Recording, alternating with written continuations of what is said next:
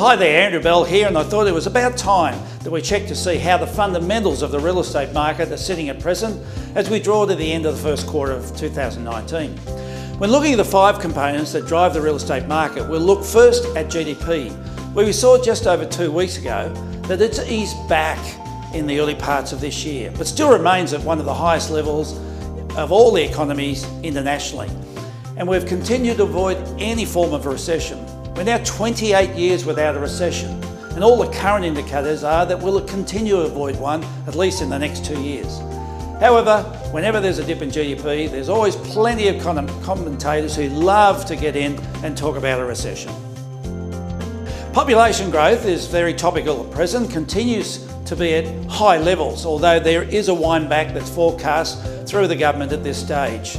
The equation still between supply and demand is what we should be looking at. Whilst we will see some slowing down of population growth, the number of new homes being built across Australia is expected to drop dramatically by about 25% from when construction peaked just a couple of years ago. This, of course, will progressively see an imbalance of the steady annual demand not being met by the new construction levels required. Whenever we see the construction of new homes not keeping up with the demand, we know that that will create some push in price increases. It is forecast that home starts will decline from about 228,000 across the fiscal 2019 to just 176,000 by 2023. Now, the second component of the fundamentals of real estate is unemployment. And great news just released late last week saw a further decline in unemployment to just 4.9%. This is a really critical number and under the magical 5% that the Reserve Bank look at before they make decisions about fiscal policy. Employment has increased by 295,500 people, which is above the average annual growth rate for the past 20 years. Even the trend employment to population ratio rose to a 10-year high of 62.4%. So yet another very strong supportive component of the real estate market. Now, the third is interest rates, and they've always had the most critical effect on the real estate market. Over the years, it's been a very blunt tool used by our Reserve Bank to either increase demand by borrowers to buy things or decrease demand by borrowers to buy things, such as real estate. Now, firmly in the sights of the Reserve Bank has always been real estate. Whenever they've seen real estate going up too sharply in price, up go the interest rates. Well, that hasn't this particular occasion. With the real estate pricing having gone through a typical correction phase already, they now are likely to look to support real estate prices even more, and there's a tendency for a drop in interest rates. The only thing that may stop that is watching what happens with employment. But we're now at historically low levels with a very good chance we might go even lower. Great support for the real estate market. And finally, consumer confidence. Waiting for the latest figures, but no question, we're all a little somewhat perplexed as to exactly what's going on at present. One of the problems about the amount of information that is now freely available for all of us to access is so often that information varies from one source to another.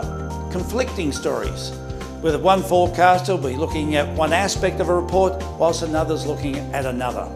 And so we can see some strong stories on something such as population growth, yet some negative stories. Very confusing for everyone.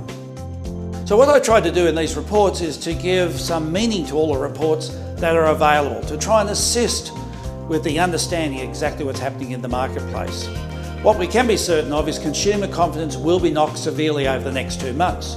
Once all the negative election campaigning commences, we'll be bombarded by all the political parties with the highest level of fear-mongering, which will leave us fearful about our futures.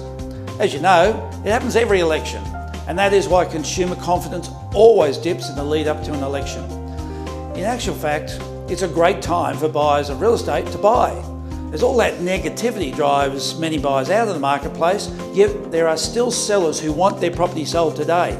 And so there's a great opportunity for those who put all that fear-mongering aside and are ready to buy and capture the benefits of low interest rates and so on.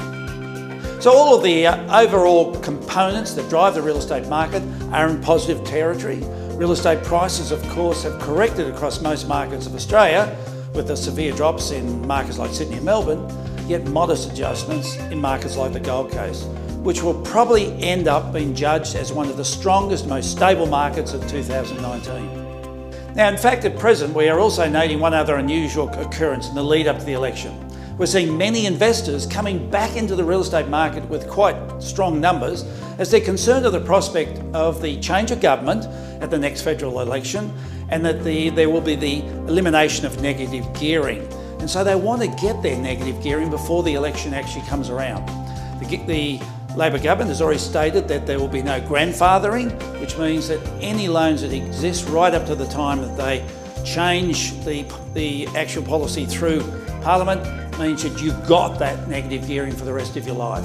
So maybe it's a good strategy for all of those who are thinking about investment properties at the moment to get in quick smart and do it between now and the election in mid-May.